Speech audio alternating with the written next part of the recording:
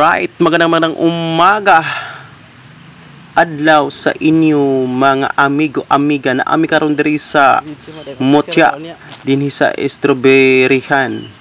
Tan-aw mi diri mga amigo among gisulay go diri pero ang entrance diri gipangayuan mi og 70 per head.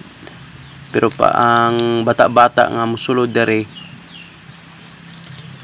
20 ra ang ilaang ipangayo nga bayad. Ayun, nindot kaayo dari mga amigo mga amiga. Mao ni akong kuyog si Jongjong or Chris G Katubig. Nindot kay tan-awon ang ilang garden dari nga mga bulaklak. Grabe, napakaganda mga amigo mga amiga. Daghana ka istanan la diri oh. Karon pa jud ko sukad nakasuroy diri kami sa akong mga amigo.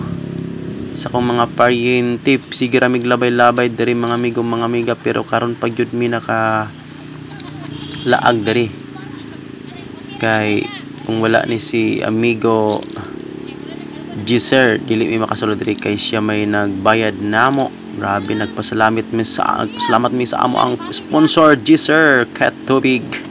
Alright, mauday ni ang strawberryhan nila diri mga amigo mga amiga, pero wala mi swerte kay wala gyud namunga.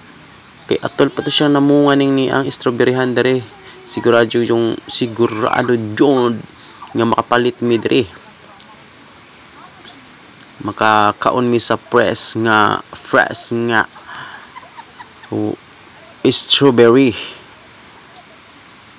Din hinilang sa Motya namo makita mga amigo mga amiga, pero kasagaran manggod kuno na ay strawberryhan diha sa Baguio. Pero karon na ana diri duol-duol na sa amoa sa Motya. Kay bugnaw man gud kaayo diri ang ilaang dapit, ang ilaang bukid. Napakalamig ang kanilang bukirin dito mga amigo mga amiga. Mao ni ang mga tanom diri nga mabuhi sa bugnaw.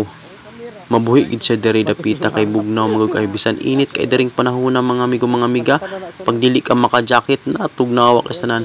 Tanawan yan mi diri nga init kay ang panahon pero tugnaw gihapon.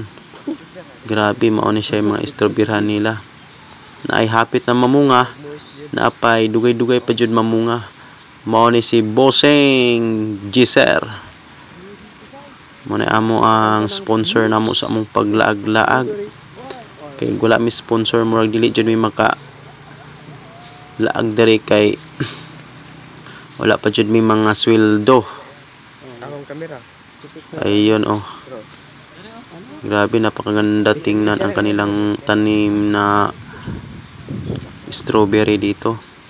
Ano siya gitawag? Strawberry farm. Napakaganda.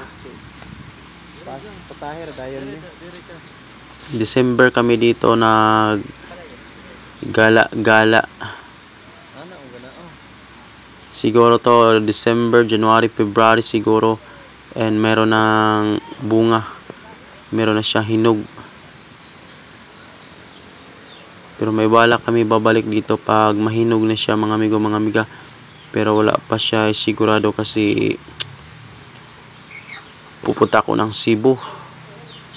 Doon ako magtrabaho. Siguro pag uwi ko na lang dito kami babalik. Baka marami ng hinog. Alright, grabe, napakaganda dito.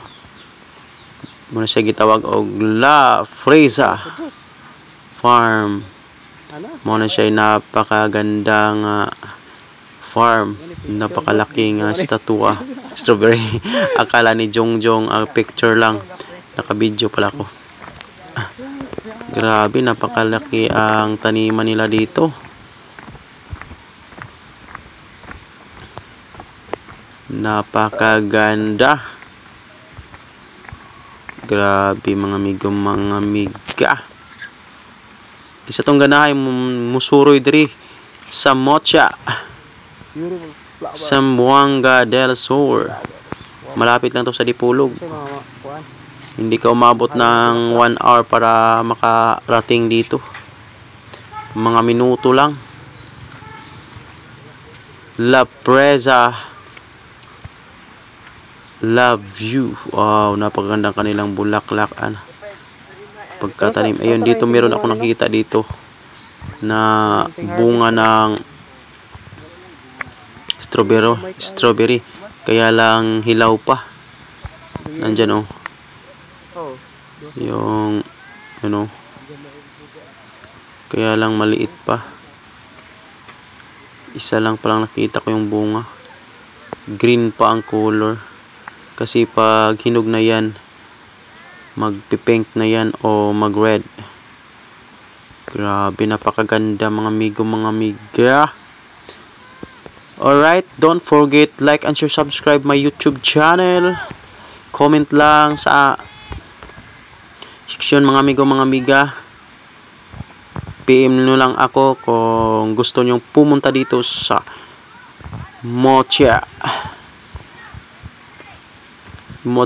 Peñan, Zamboanga del Norte. Pero sakop na to dito sa Del Sur kasi medyo malayo na siya sa Peñan, Zamboanga del Norte. Grabe, napakalaki ang strawberryhan nila dito. Napakaganda ang farm nila dito. Napakalinis tingnan. Alright, hanggang dito lang mga video ko. Thank you for watching.